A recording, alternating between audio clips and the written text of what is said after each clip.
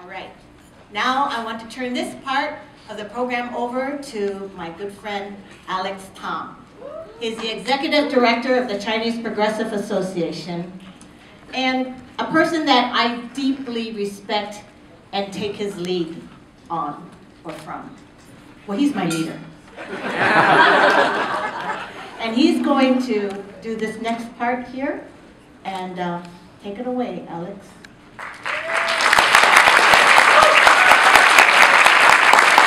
How's everyone doing?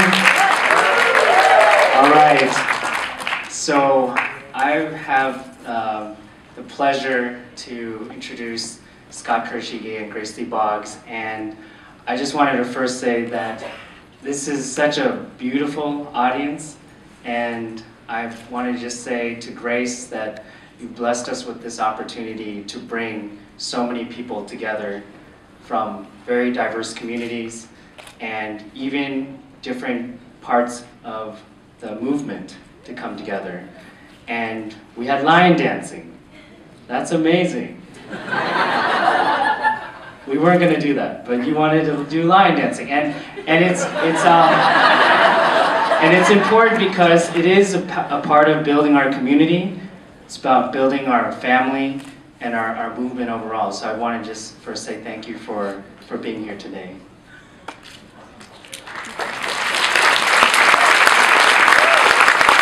So I wanted to just say for this section, it's going to be a little different than other kind of panels. We didn't know what to call this. This is a panel, and Scott is going to be speaking first, and then Grace is going to take it away.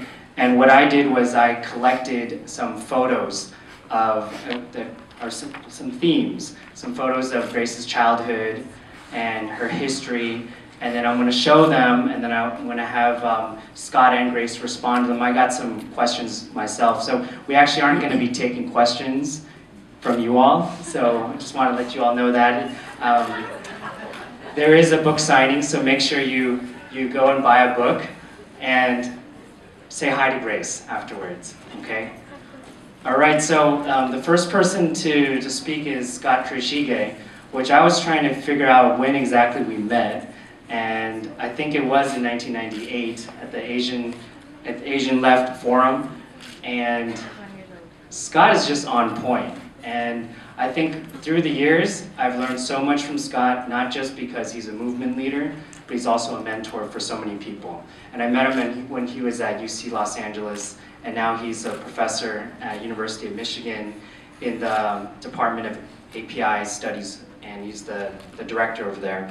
And so I just also want to let people know that in his spare time, he does a lot of research and reading on Jeremy Lin. Just check out his Facebook. He's got some really good perspective. So anyways, end of my editorial. So I'm going to have Scott take it away. Thank you.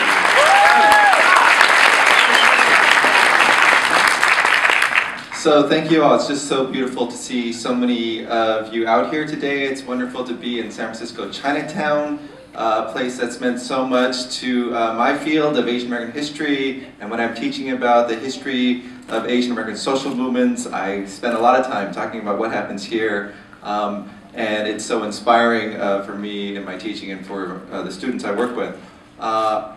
I have so many people really to be grateful for, seeing old friends, meeting new people. Definitely want to thank CPA and congratulate you on your upcoming 40th anniversary. To thank the Chinese Culture Center. This is my first time visiting here. I know this center comes out of a long history and struggle as well. And to thank all the co-sponsors, so many people that makes an event like this possible. And I really want to thank Alex for being the person I contacted to really get this event going, and so many people have made the last 3 days that Grace and I have been together so special, down in the peninsula on Thursday, at East Bay yesterday, and now here. And we started thinking about this event last year, actually, so many months ago. And I have to thank Alex for putting his vacation on hold to actually stay here and be with us, actually changing his plans. And we must have had some foresight, because we were planning this last year, and yet we knew to do 3 events on like this rare 3 days that the Knicks aren't playing. So somehow we had that in mind. Sorry, Golden State fans. And it's a real honor to be here with so many of the San Francisco Board of Supervisors coming to honor and to declare this Grace Lee Boggs Day. I'm so glad I could be in the city on Grace Lee Boggs Day. It's like a new thing. It's a new honor for me too. So as Eric Moore mentioned, I first met Alex in 1998, and that was really actually a turning point in my life in ways I didn't appreciate at the time. So I was a graduate student, I was a community activist at UCLA, and I'd helped to organize an event called the Serve the People Conference, and we were trying to create an ongoing network called the Asian Left Forum. So a number of people in this room were a part of that, and while I was planning for this conference and this gathering, Glenn Omatsu, many people know, is a longtime veteran activist and teacher in Los Angeles and was previously up here in the Bay Area. He suggested I contact Grace Lee Boggs, and her autobiography at that point, Living for Change, was just coming out, so that's how he knew of her. And Glenn Omatsu and Steve Louie, another longtime activist, had actually seen Grace speak at an early Asian American movement conference at Pace College in New York in around 1970 or so. So I came across this book, and it was a phenomenal book, and it came at a really interesting time. At UCLA and many of the UC schools, we were struggling over the abolition, the elimination of affirmative action, right? And the impact that it had on declining enrollment of students of color. And the day before the conference where Grace spoke, we had just had this massive demonstration. It came very, very close to shutting down the new chancellor's inauguration. And so there was this real sense that the damage being done by these new policies was so detrimental that we had to escalate our protests, and we had to make them bigger, and we had to be more confrontational. So that was one aspect.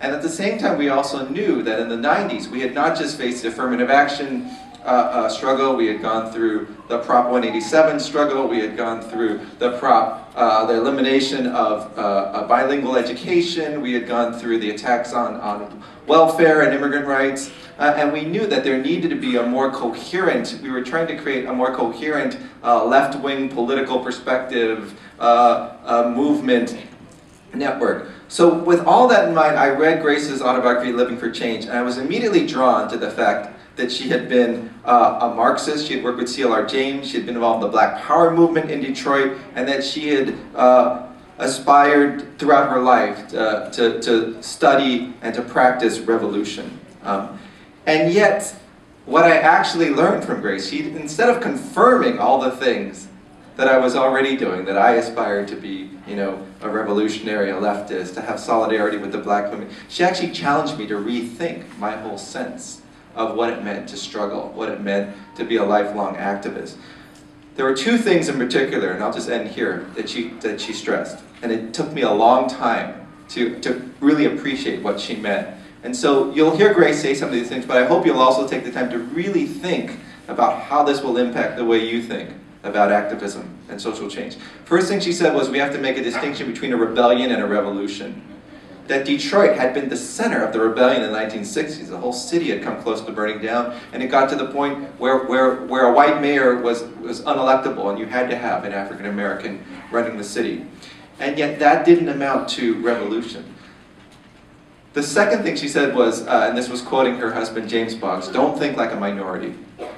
When you think like a minority, you think like an underling. And putting those 2 together made me realize that the key to radical social change was not bigger demonstrations, was not just more anger at what's wrong with this country, not just a bigger ideological stance against the capitalist system or imperialism or racism, but that we had to ourselves model new relationships, a new form of community, new models of work and education. We had to think not just of the rights we were demanding, but our responsibility not as minorities demanding access or critiquing the people in power, but as people who are putting ourselves forward with a new vision and a new model of leadership.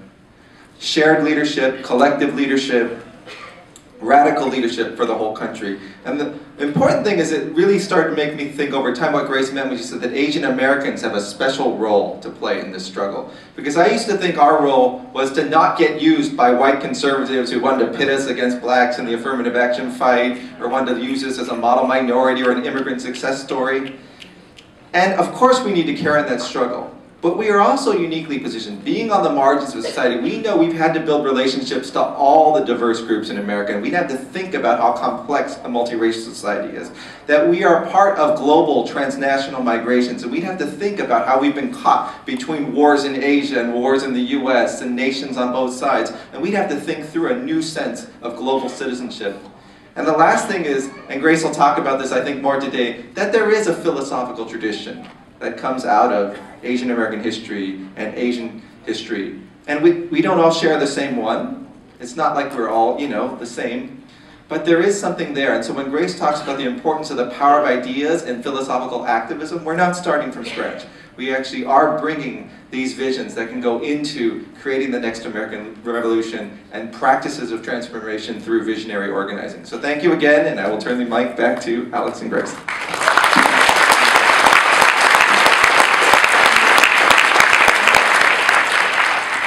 Now it's my honor to introduce the woman of the century, Grace Lee Boggs. Grace, of course, is an activist, writer, but she's also a practitioner, someone who has been doing the work for over 70 years. And she's seen and participated in almost every major social movement, but as our world has actually changed. I think that's why CPA wanted to be here today to honor Grace, because she also is about her own transformation and evolution. So, not to say too much more, but she's also been an important mentor for many of us, and many of us in this room. And she will be very inspirational to be able to share her vision for the 21st century. So let's give her a very warm welcome, please.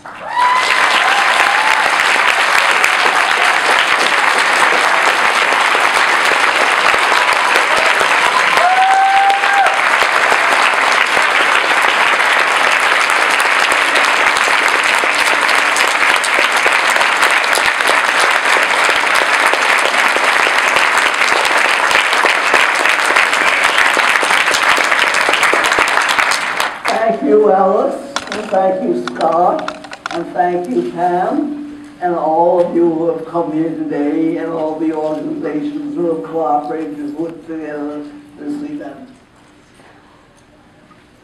I don't know. Oh. Scott is not only the co-author of my book, The Next American Revolution, but he has micromanaged and masterminded the last few days here in the Bay Area. And he's done it brilliantly, and he's done it cheerfully. And it's amazing to combine brilliance and cheerfulness. I want to talk about my impressions about what's been happening here. In the light of the increasing complex relationships between the East and the West.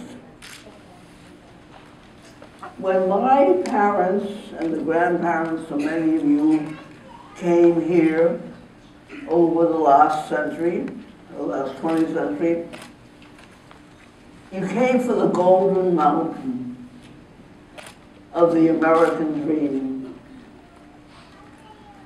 And now today what's happening is people are going to the East, to China, for a new dream.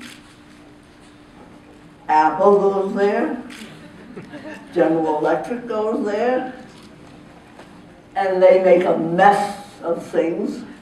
They poison the water, they poison the air, They exploit the workers,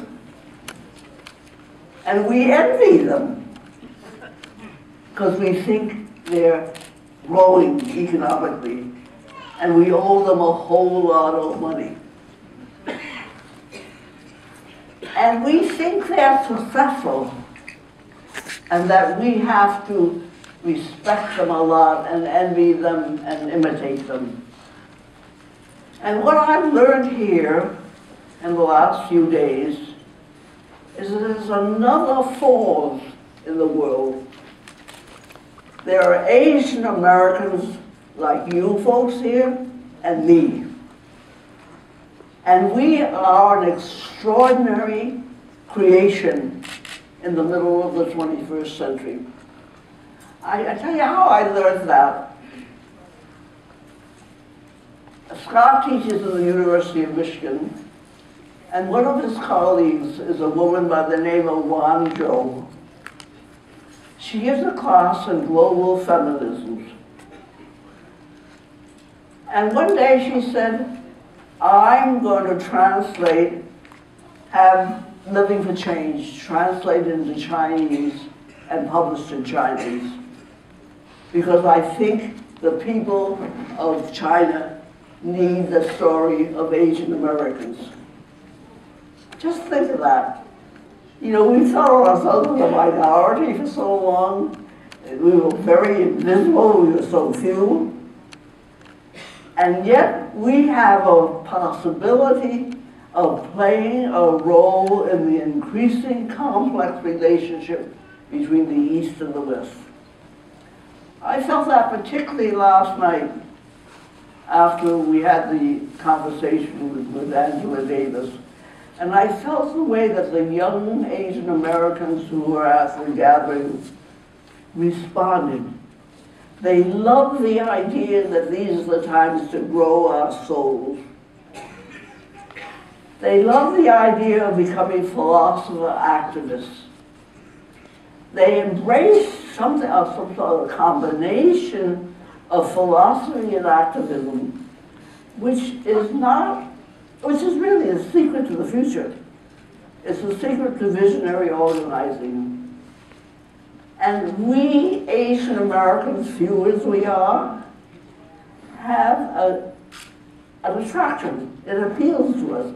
There was a sort of excitement about the young people last night in that conversation. They embraced, they felt that I was speaking to them when I said these are the times to grow our souls. They felt that I was speaking to them when I talked about becoming philosopher-activism. There was something in them which responded to these ideas. There was something in them which responded to that is what we need, the whole world needs at this time on the clock of the world. And so I want to ask you to look at yourselves very differently. We have so long, as Asian Americans, thought of ourselves as the minorities. We have so long thought of ourselves as playing a minor role, sort of piggybacking on African Americans, or piggyback on other groups, ethnic groups. And I think there is something in us that responds to the fact that at this time on the clock of the world, we need to grow our souls. It's not our economy that we need to grow, it's our souls that we need to grow. We need not only to be activists, we need to be philosophers. And we have a gift and a love for that. So I just want, you know, when my parents came from Toisan, how many people have parents that came from Toisan? When my parents came from Toisan in the early part of the 20th century, they came because they thought the American dream was in this country. They thought they came because they thought